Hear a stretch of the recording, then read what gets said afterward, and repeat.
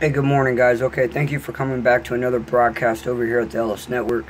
I woke up this morning and started doing my daily routine. I grabbed my energy drinks and fired up the laptop, looking into the news. And one thing I went back and looked, because this just recently happened, is the Texas church shooting. And I wanted to see what's been updated since last night. There was so much coming out with the member was from Antifa, the member was from ISIS, he was radicalized, blah, blah, blah. You know, there were so many theories going around. And then we also had the second church in Fresno that there was gunfire at, too. So, you know, there's a lot of weird things. But, you know, we're not going to try to talk about theories and stuff like this. There's one article I want to talk to you guys about. And I'm only going to read a paragraph from this article. I'll post a link in the description for you guys to read it. But I really want to focus on just this one. This one article right here sums up. I don't know. I mean, it's sad. We all know, you know, anything like this is sad.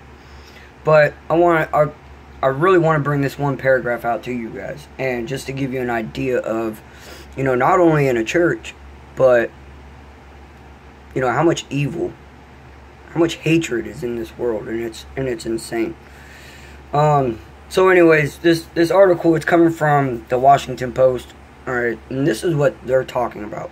Again, I don't believe everything I read from Washington Post, but this is a paragraph that they're putting out the mainstream media, putting out to the public, and it's talking about the shooter. Obviously, CNN's reporting that, you know, the shooter talked to the guy's in-laws and said that he visited that church very frequently. So maybe there's a connection, as in like he was mad at someone and he decided to go in there and start shooting people. I don't know. Again, guys, this is so fresh. There's still so much going on. So much being talked about still. But this is what I want to talk about. And this is talking about some of the victims. Authorities said 26 people were killed in a Sunday rampage. 27 with the gunman. One of my subscribers that brought me the information about the Fresno, he corrected me on my last video as well, because I said it didn't make sense. One headline said 26, the video caption said 27, and he said, well, 26 victims plus one shooter equals 27, and I honestly wasn't thinking like that, so I appreciate it. Thank you. The latest eruption of violence in a seemingly public space. The dead included 8 relatives spanning 3 generations in a single family. So basically, you have a grandparent, their child, and then their child, and then 5 other family members within those generations. Just instantaneously, like, just gone, done. You know, you pretty much ruined the whole family there. And this is the part that really gets, you know, rocks me a little bit. Again, we all know I'm a parent. You know, I have 3 children of my own. While officials had said the victims ranged from the age of 5 to 72, one family member said a 1-year-old girl was also killed. One of the 8 family members slain in the attack. From 5, the age of 5, that's my son's age, to 72. And a 1-year-old girl. A 1-year-old girl. In a church where it should be a safe haven for worship, and people should feel protected. They should have been protected. I mean, this is something that should have never happened. But, you know, I keep going back to that, you know, the age range, 5 to 72, and a 1-year-old girl. Man, it sucks. It really sucks. If that's the case, you know. From the ages of 5 to 72 with a 1-year-old. It's crazy, guys. I'm sorry. See, like, I'm trying to move on with this video, and I just keep going back to that. I mean, it's sickening. It really is. So mainstream media is really putting it out that the shooter's name, the attacker, is Devin Patrick Kelly. Again, CNN's making reports that they talked to the in-laws of of Devin, and he actually frequently visited this church, which that would actually kind of make sense if you guys think about it, because everything else we know about this guy, he was dishonorably discharged from the Air Force and court-martialed. And when he left there, he started Bible studies at a church. And they didn't say what church. Now that the in-laws are coming out, they're putting ties to this individual with this church. So we don't know if there was a disagreement with church members with this individual. We don't know if he was actually radicalized and decided to do this. We don't know. Alright, I just wish everyone would stop jumping the gun and making fake stories. You know, and that's the problem with the world nowadays. No one knows what's real and what's not.